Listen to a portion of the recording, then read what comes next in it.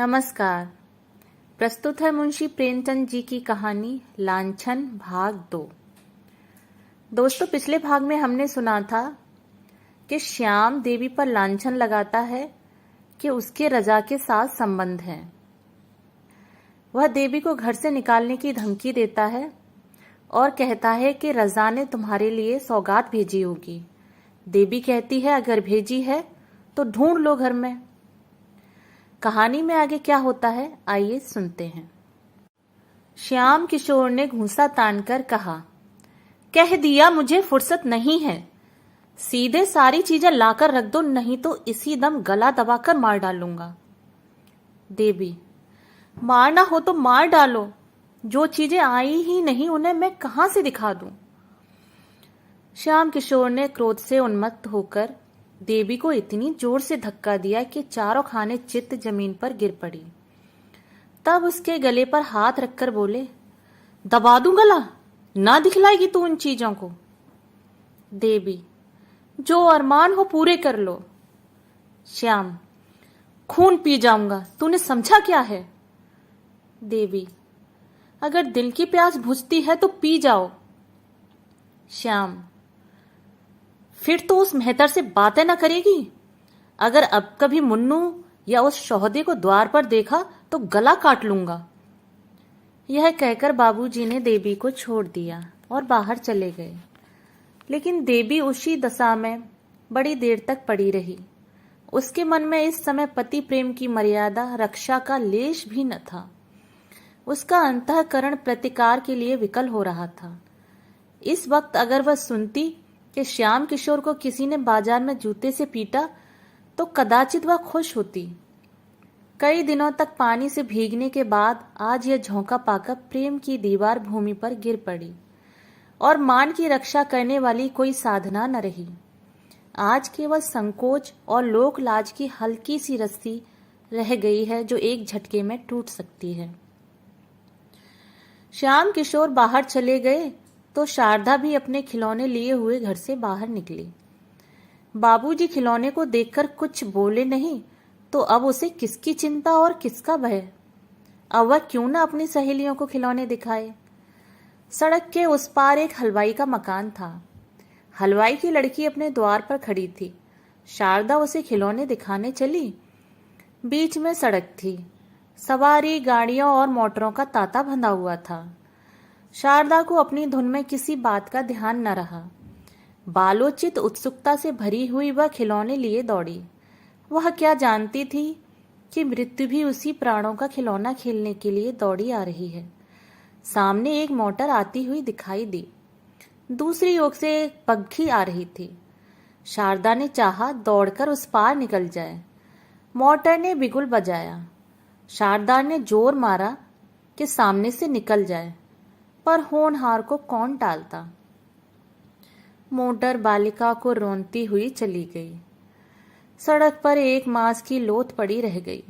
खिलौने ज्यों के त्यों थे, उनमें से एक भी न टूटा था। खिलौने रह गए, खेलने वाला चला गया। दोनों में से कौन स्थायी है कौन अस्थायी, इसका फैसला कौन करे। चारों ओर से लोग दौड़ पड़े। अरे, यह तो बाबूजी की लड़की है और ऊपर वाले मकान में रहते हैं। लोथ कौन उठाए। एक आदमी ने लपक कर द्वार पर पुकारा, बाबूजी, आपकी लड़की सड़क पर तो नहीं खेल रही थी, जरा नीचे तो आइए। देवी ने छज्जे पर खड़े होकर सड़क की ओर देखा तो शारदा की लोथ पड़ी हुई थी। चीख मारकर बेतहाशा नीचे दौड़ी और सड़क पर आकर बालिका को गोद में उठा लिया। उसके पैर कांपने लगे। इस वज्रपात ने उसे स्तंभित कर दिया। रोना भी न आया। मोहल्ले के कई आदमी पूछने लगे, बाबूजी कहाँ गए हैं, उनको कैसे बुलाया जाए। देवी क्या जवाब देती। वह तो संज्ञाहीन हो गई थी। लड़की की लाश गोद में लिए उसके रक्त से अपने वस्त्रों को भिगोती आकाश की ओर ताक रही थी, मानो देवता से पूछ रही हो, क्या सारी विपत्तियां मुझी पर। अंधेरा होता जाता था पर बाबूजी का पता नहीं। कुछ मालूम भी नहीं वह कहाँ गए हैं। धीरे धीरे 9 बजे, पर अब तक बाबूजी न लौटे। इतनी देर तक बाहर न रहते थे। क्या आज ही उन्हें भी गायब होना था? 10 बज गए। अब देवी रोने लगी। उसे लड़की की मृत्यु का इतना दुख न था जितना अपनी असमर्थता का। वह कैसे शव की दाह क्रिया करेगी? कौन उसके साथ जाएगा? क्या इतनी रात गए कोई उसके साथ चलने पर तैयार होगा? अगर कोई न गया तो क्या उसे अकेले ही जाना पड़ेगा? क्या रात वह लोथ पड़ी रहेगी? ज्यों ज्यों सन्नाटा होता जाता था, देवी को भय होता था। वह पछता रही थी कि शाम ही को क्यों न इसे लेकर चली गई। 11 बजे थे। सहसा किसी ने द्वार खोला। देवी उठकर खड़ी हो गई। समझी बाबूजी आ गए। उसका हृदय उमड़ आया और वह रोती हुई बाहर आई। पर आह, यह बाबूजी न थे। ये पुलिस के आदमी थे जो इस मामले की तहकीकात करने आए थे। 5 बजे की घटना थी। तहकीकात होने लगी 11 बजे। आखिर थानेदार भी तो आदमी है, वह भी तो संध्या समय घूमने फिरने जाता ही है। घंटे भर तक तहकीकात होती रही। देवी ने देखा अब संकोच से काम न चलेगा। थानेदार ने उससे जो कुछ पूछा उसका उत्तर उसने निसंकोच भाव से दिया। जरा भी न शर्माई, जरा भी न झिझकी। थानेदार भी दंग रह गया। जब सबके बयान लिखकर दारोगा जी चलने लगे तो देवी ने कहा, आप उस मोटर का पता लगाएंगे? दारोगा, अब तो शायद ही उसका पता लगे। देवी, तो उसको कुछ सजा न होगी? दारोगा, मजबूरी है, किसी को नंबर भी तो मालूम नहीं। देवी, सरकार इसका कुछ इंतजाम नहीं करती? गरीबों के बच्चे इसी तरह कुचले जाते रहेंगे। दारोगा, इसका क्या इंतजाम हो सकता है? मोटरें तो बंद नहीं हो सकती। देवी, कम से कम पुलिस वालों को यह तो देखना चाहिए कि शहर में कोई बहुत तेज न चलाए। मगर आप लोग ऐसा क्यों करने लगे? आपके अफसर भी तो मोटरों पर बैठते हैं। आप उनकी मोटर रोकेंगे तो नौकरी कैसे रहेगी? थानेदार लज्जित हो चला गया। जब लोग सड़क पर पहुंचे तो एक सिपाही ने कहा, महरिया बड़ी टनमन दिखात है। थानेदार, अजी, इसने तो मेरा नात का बंद कर दिया। किस गजब का हुस्न पाया है। मगर कसम ले लो जो मैंने एक बार भी उसकी तरफ निगाह की हो, ताकने की हिम्मत ही न पड़ती थी। बाबू श्याम किशोर 12 बजे के बाद नशे में चूर घर पहुंचे। उन्हें यह खबर रास्ते में ही मिल गई थी। रोते हुए घर में दाखिल हुए। देवी भरी बैठी थी।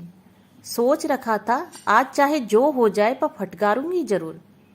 पर उनको रोते देखा तो सारा गुस्सा गायब हो गया। खुद भी रोने लगी। दोनों बड़ी देर तक रोते रहे। इस विपत्ति ने दोनों के हृदयों को एक दूसरे की ओर बड़े जोर से खींचा। उन्हें ऐसा ज्ञात हुआ कि उनमें फिर पहले का सा प्रेम जागृत हो गया है।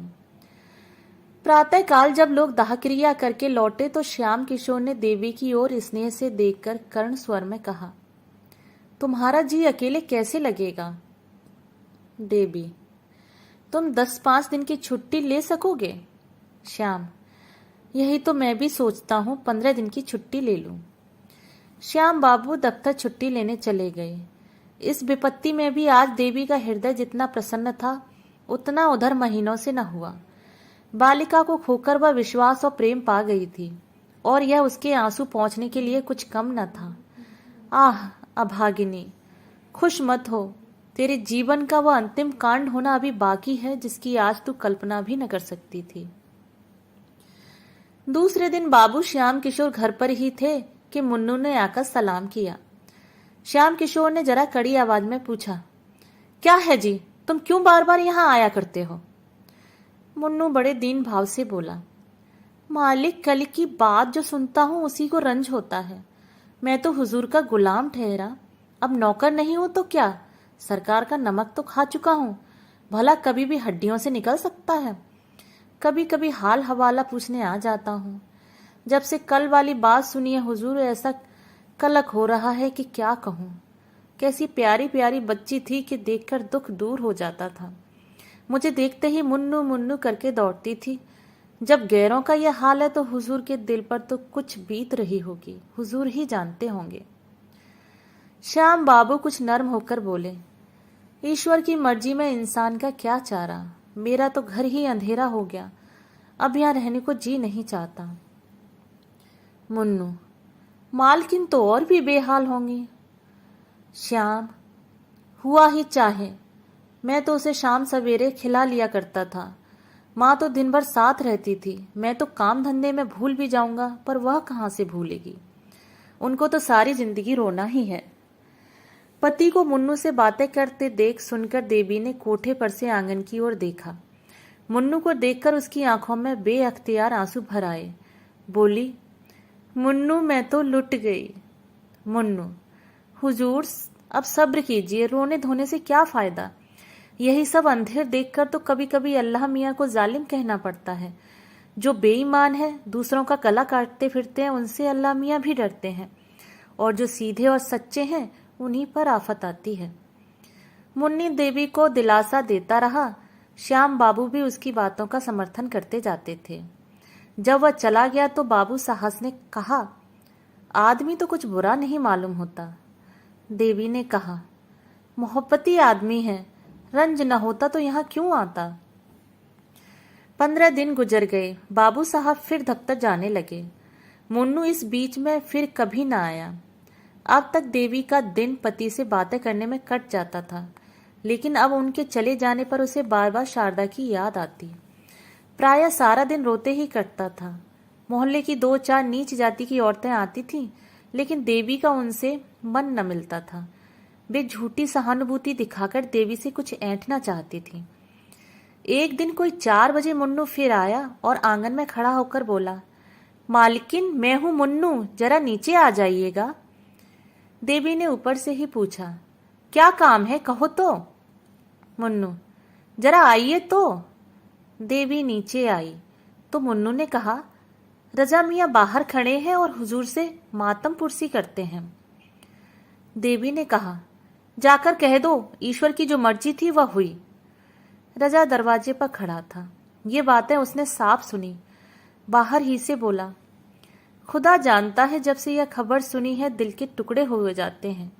मैं जरा दिल्ली चला गया था, आज ही लौट कर आया हूँ। अगर मेरी मौजूदगी में यह वारदात हुई होती तो और तो क्या कर सकता था, मगर मोटर वाले को बिला सजा कराए न छोड़ता। चाहे वह किसी की राजा की ही मोटर होती, सारा शहर छान डालता। बाबू साहब चुपके होके बैठे रहे, यह भी कोई बात है। मोटर चलाकर क्या कोई किसी की जान ले लेगा। फूल सी मासूम बच्ची को जालिमों ने मार डाला। हाय, अब कौन मुझे राजा भैया कहकर पुकारेगा। खुदा की कसम, उसके लिए दिल्ली से टोकरी भरकर खिलौने ले आया हूँ। क्या जानता था कि यहाँ यह सितम हो गया है। मुन्नू देख, यह ताबीज ले जाकर बहू जी को दे दे, इसे अपने जूड़े में बांध लेंगी। खुदा ने चाहा तो उन्हें किसी तरह की दहशत या खटका न रहेगा।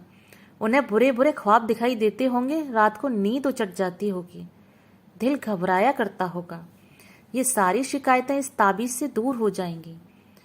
मैंने एक पहुंचे हुए फकीर से यह ताबीज दिखलाया है। इसी तरह से रजा और मुन्नू उस वक्त तक एक न एक बहाने से द्वार से न टले, जब तक बाबू साहब आते न दिखाई दिए। श्याम किशोर ने उन दोनों को जाते देख लिया। ऊपर जाकर गंभीर भाव से बोले, रजा क्या करने आया था। देवी, यूं ही मातम पुरसी करने आया था, आज दिल्ली से आया है, यह खबर सुनकर दौड़ा आया था। श्याम, मर्द मर्दों में मातम पुरसी करते हैं या औरतों से। देवी, तुम न मिले तो मुझी से शोक प्रकट करने चला आया। श्याम, इसके यह माने हैं कि जो आदमी मुझसे मिलने आए वह मेरे न रहने पर तुमसे मिल सकता है, इसमें कोई हरज नहीं, क्यों। देवी, सबसे मिलने में थोड़े ही जा रही हूं। श्याम, तो रजा क्या मेरा साला है या ससुरा। देवी, तुम तो जरा जरा सी बात पर झल्लाने लगते हो। श्याम, यह जरा सी बात है, एक भले घर की स्त्री एक शौहदे से बातें करे, यह जरा सी बात है। तो बड़ी सी बात किसे कहते हैं। यह जरा सी बात नहीं कि यदि मैं तुम्हारी गर्दन घोंट दूं तो भी मुझे पाप न लगेगा। देखता हूं फिर तुमने वही रंग पकड़ा। इतनी बड़ी सजा पाकर भी तुम्हारी आंखें नहीं खुली, अब की क्या मुझे ले बीतना चाहती हो। देवी सन्नाटे में आ गई। एक तो लड़की का शोक, उस पर यह अपशब्दों की बौछार और भीषण आक्षेप। उसके सिर में चक्कर सा आ गया। बैठकर रोने लगी। इस जीवन से तो मौत कहीं अच्छी। केवल यही शब्द उसके मुंह से निकले। बाबू साहब गरज कर बोले, यही होगा, घबराओ मत, मत घबराओ, यही होगा। तुम मरना चाहती हो तो मुझे भी तुम्हारे अमर होने की आकांक्षा नहीं है। जितनी जल्द तुम्हारे जीवन का अंत हो जाए उतना ही अच्छा। कुल में कलंक तो न लगेगा। देवी ने सिसकियां लेते हुए कहा, क्यों एक अबला पर इतना अन्याय करते हो? तुम्हें जरा भी दया नहीं आती? श्याम, मैं कहता हूं चुप रहे। देवी, क्यों चुप रहूं? क्या किसी की जबान बंद कर दोगे? श्याम, फिर बोले जाती है, मैं उठकर सिर तोड़ दूंगा। देवी, क्यों सिर तोड़ दोगे? कोई जबरदस्ती है? श्याम, अच्छा तो बुरा देखें तेरा कौन हिमायती है। यह कहते हुए बाबू साहब झल्लाकर उठे और देवी को कई थप्पड़ और घूंसे लगा दिए, मगर वह न रोई, न चिल्लाई, न जबान से एक शब्द निकाला। केवल अर्थ शून्य नेत्रों से पति की ओर ताकती रही, मानो यह निश्चय करना चाहती थी कि यह आदमी है या कुछ और। जब श्याम किशोर मार पीट कर अलग खड़े हो गए तो देवी ने कहा, दिल के अरमान अभी ना निकले हों तो निकाल लो, फिर शायद यह अवसर न मिले। श्याम किशोर ने जवाब दिया, सिर काट लूंगा, सिर। तू है किस फिर में? यह कहते हुए नीचे चले गए। झटके के साथ किवाड़ खोले और धमाके के साथ बंद किए और कहीं चले गए। अब देवी की आंखों से आंसू की नदी बहने लगी। रात के 10 बज गए पर श्याम किशोर घर न लौटे। रोते रोते देवी की आंखें सूज आईं। क्रोध में मधुर स्मृतियों का लोप हो जाता है। देवी को ऐसा ज्ञात होता है कि श्याम किशोर का उसके साथ कभी प्रेम ही न था। हाँ, कुछ दिनों वह उसका मुंह अवश्य जोहते रहते थे, लेकिन वह बनावटी प्रेम था। उसके यौवन का आनंद लूटने ही के लिए तो उससे मीठी मीठी प्यार की बातें की जाती थी, उसे छाती से लगाया जाता था, उसे कलेजे पर सुलाया जाता था। वह सब दिखावा था, स्वांग था। उसे याद ही न आता था कि कभी उससे सच्चा प्रेम किया गया हो। अब वह रूप नहीं रहा, वह यौवन नहीं रहा, वह नवीनता नहीं रही, फिर उसके साथ क्यों न अत्याचार किए जाएं? उसने सोचा, कुछ नहीं, अब इनका दिल मुझसे फिर गया है, नहीं तो क्या इस जरा सी बात पर यों मुझ पर टूट पड़ते? कोई न कोई लांछन लगाकर मुझसे गला छुड़ाना चाहते हैं, यही बात है। तो मैं क्यों इनकी रोटियां, इनकी मार खाने के लिए इस घर में पड़ी हूं? जब प्रेम ही ना रहा तो मेरे यहाँ रहने को धिक्कार है। मैके में कुछ न सही यह दुर्गत न होगी। इनकी यही इच्छा है तो यही सही, मैं भी समझ लूंगी कि विधवा हो गई। ज्यों ज्यों रात गुजरती थी देवी के प्राण सूखे जाते थे। उसे यह धड़का समाया हुआ था कि कहीं वह आकर फिर न मारपीट शुरू कर दें। इतने क्रोध में भरे हुए यहां से गए। वाह हरी तकदीर, अब मैं इतनी नीच हो गई कि मेहतरों से, जूतों वालों से आशनाई करने लगी। इस भले आदमी को ऐसी बातें मुंह से निकालते शर्म भी ना आती। ना जाने इनके मन में ऐसी बातें कैसे आती हैं। कुछ नहीं, यह स्वभाव के नीच, दिल के मैले स्वार्थी आदमी हैं। नीचों के साथ नीच ही बनना चाहिए। मेरी भूल थी कि इतने दिनों से इनकी घुड़कियां सहती रही। जहां इज्जत नहीं, मर्यादा नहीं, प्रेम नहीं, विश्वास नहीं, वहां रहना बेहयाई है। कुछ में इनके हाथ बिक तो गई, नहीं कि यह जो चाहे वही करें, मारें या काटें, पड़ी सहा करूं। सीता जैसी पत्नियां होती थीं तो राम जैसे पति भी तो होते थे। देवी को ऐसी शंका होने लगी कि कहीं श्याम किशोर आते ही सचमुच उसका गला न दबा दें या छुरी भोंक दें। वह समाचार पत्रों में ऐसी कई हरजाइयों की खबरें पढ़ चुकी थी। शहर ही में ऐसी कई घटनाएं हो चुकी थी, मारे भय के थरथरा उठी। यहां रहने से प्राणों की कुशल न थी। देवी ने एक छोटी सी बकुची बांधी और सोचने लगी, यहां से कैसे निकलूं और फिर यहां से निकलकर जाऊं कहां? कहीं इस वक्त मुन्नू का पता लग जाता तो बड़ा काम निकलता। वह मुझे क्या मैके न पहुंचा देता? एक बार मैके पहुंच जाती फिर तो लाला सिर पटक कर रह जाए, भूल कर भी ना आऊं। यह भी क्या याद करेंगे, रुपए क्यों छोड़ दूं जिसमें यह मजे से गुलछर्रे उड़ाएं। मैंने ही तो काट छांट कर जमा किए हैं, इनकी कौन सी ऐसी बड़ी कमाई थी? खर्च करना चाहती तो कौड़ी न बचती, पैसा पैसा बचाती रहती थी। देवी ने जाकर नीचे के किवाड़ बंद कर दिए, फिर संदूक खोलकर अपने सारे जेवर और रुपए निकालकर बकुची में बांध लिए। सब के सब करेंसी नोट थे। विशेष बोझ भी न हुआ। एकाएक किसी ने सदर दरवाजे में जोर से धक्का मारा। देवी सहम उठी। ऊपर से झांक कर देखा, श्याम बाबू थे। उसकी हिम्मत न पड़ी कि जाकर द्वार खोल दे। फिर तो बाबू साहब ने इतने जोर से धक्के मारने शुरू किए मानो किवाड़ ही तोड़ डालेंगे। इस तरह द्वार खुलवाना ही उनके चित्त की दशा को साफ प्रकट कर रहा था। देवी शेर के मुंह में जाने का साहस न कर सकी। आखिर श्याम किशोर ने चिल्लाकर कहा, ओ डैम किवाड़ खोल, ओ ब्लडी किवाड़ खोल, कभी खोल। देवी की रही सही हिम्मत जाती रही। श्याम किशोर नशे में चूर थे।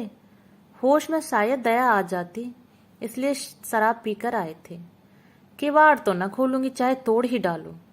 अब तुम मुझे इस घर में पाओगे ही नहीं। मारोगे कहां से? तो मैं खूब पहचान गई। श्याम किशोर 15-20 मिनट तक शोर मचाने और किवाड़ हिलाने के बाद उल जुलूल बकते चले गए। 2-4 पड़ोसियों ने फटकारें भी सुनाई। आप भी तो पढ़े लिखे आदमी होकर आधी रात को घर चलते हैं। नींद ही तो है, नहीं खुलती तो क्या कीजिएगा? जाइए किसी यार दोस्त के घर लेटे रहिए, सवेरे आइएगा। श्याम किशोर के जाते ही देवी ने बकुची उठाई और धीरे धीरे नीचे उतरी। जरा देर उसने कान लगाकर आहट ली कि कहीं श्याम किशोर खड़े तो नहीं हैं। जब विश्वास हो गया कि वह चले गए तो धीरे से द्वार खोला और बाहर निकल आई। उसे जरा भी क्षोभ, जरा भी दुख न हुआ। बस केवल एक इच्छा थी कि यहां से बचकर भाग जाऊं। कोई ऐसा आदमी न था जिस पर वह भरोसा कर सके, जो इस संकट में काम आ सके। था तो बस वही मुन्नू मेहतर। अब उसी के मिलने पर उसकी सारी आशाएं अब लंबित थीं। उसी से मिलकर वह निश्चय करेगी कि कहाँ जाए, कैसे रहे। मैके जाने का अब उसका इरादा न था। उसे भय होता था कि मैके में श्याम किशोर से वह अपनी जान न बचा सकेगी। उसे यहाँ न पाकर वह अवश्य उसके मैके जाएंगे और उसे जबरदस्ती खींच लाएंगे।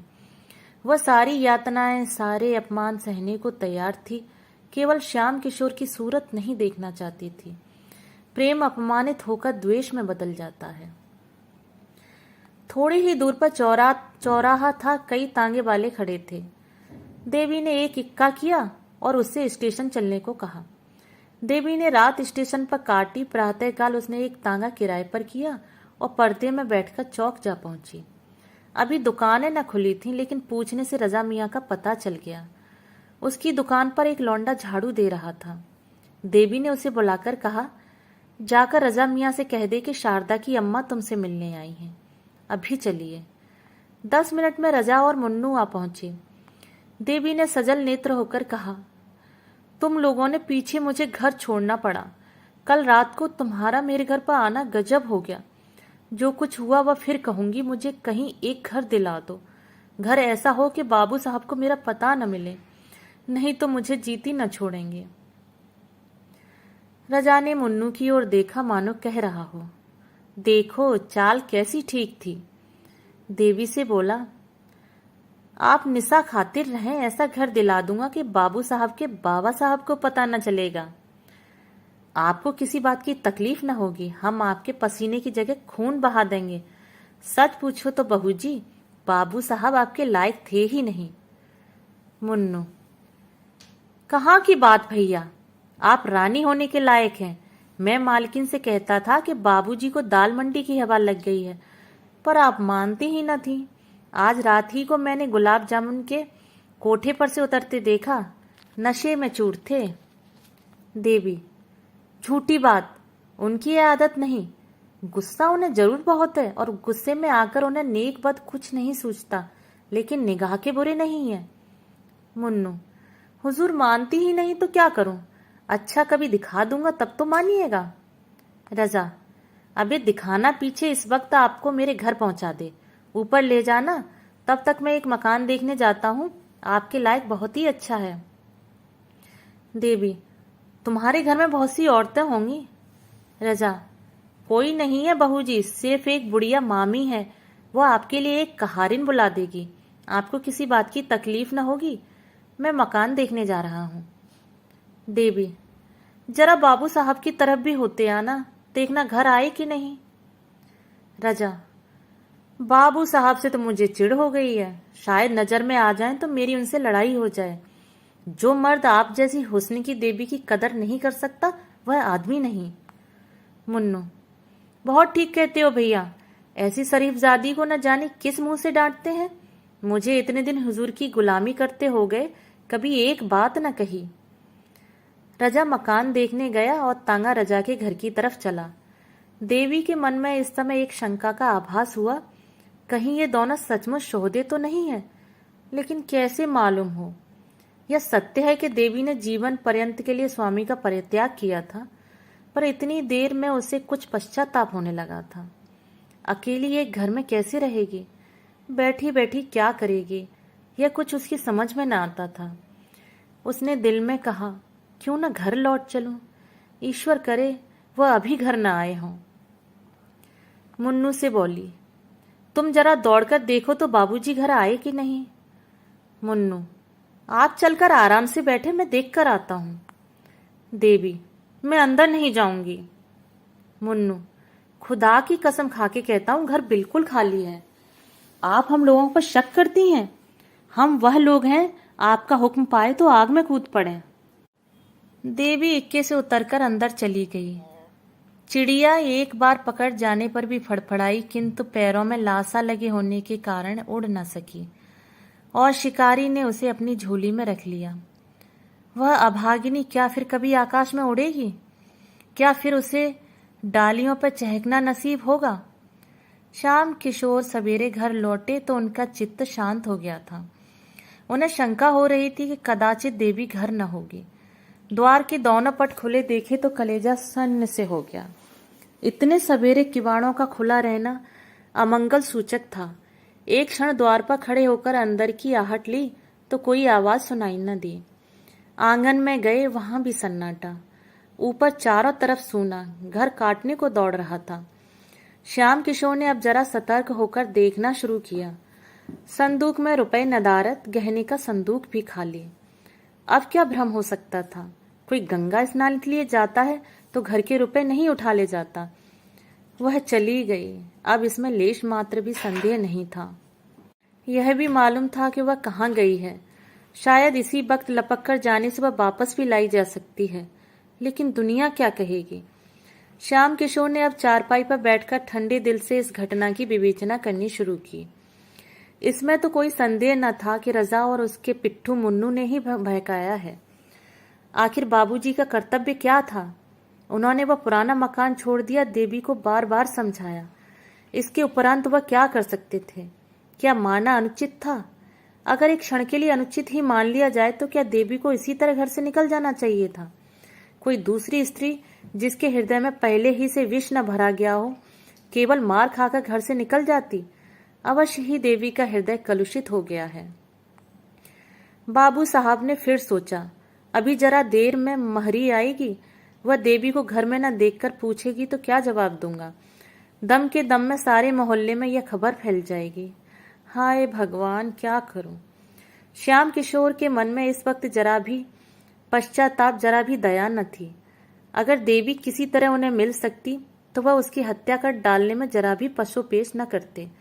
उसका घर से निकल जाना, चाहे आवेश के सिवा उसका और कोई कारण न हो, उनकी निगाह में अक्षम्य था।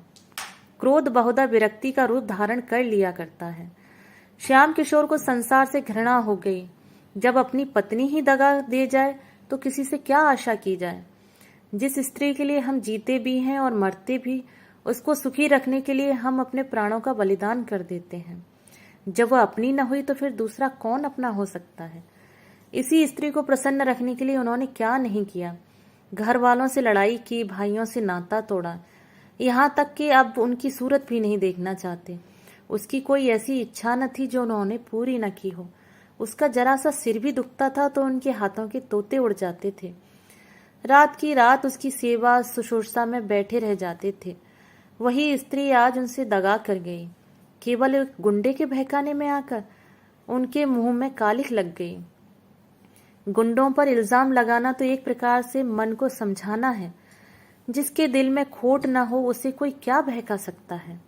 जब इस स्त्री ने धोखा दिया तो उसे समझना चाहिए कि संसार में प्रेम और विश्वास का अस्तित्व ही नहीं, यह केवल भावुक प्राणियों की कल्पना मात्र है। ऐसे संसार में रहकर दुख और दुराशा के सिवा और क्या मिलता है। हाँ दुष्टा ले, आज से तू स्वतंत्र है, जो चाहे कर। अब कोई तेरा हाथ पकड़ने वाला नहीं रहा। जिसे तू प्रियतम कहते नहीं थकती थी, उसके साथ तूने यह कुटिल व्यवहार किया। चाहूं तो तुझे अदालत में घसीट कर इस पाप का दंड दे सकता हूं, मगर क्या फायदा, इसका फल तुझे ईश्वर देंगे। श्याम किशोर चुपचाप नीचे उतरे, न किसी से कुछ कहा न सुना, द्वार खुले छोड़ दिए और गंगा तट की ओर चले। यदि आपको कहानी पसंद आए तो प्लीज़ मेरे चैनल को सब्सक्राइब कर लें और अपने दोस्तों में शेयर ज़रूर करें। धन्यवाद।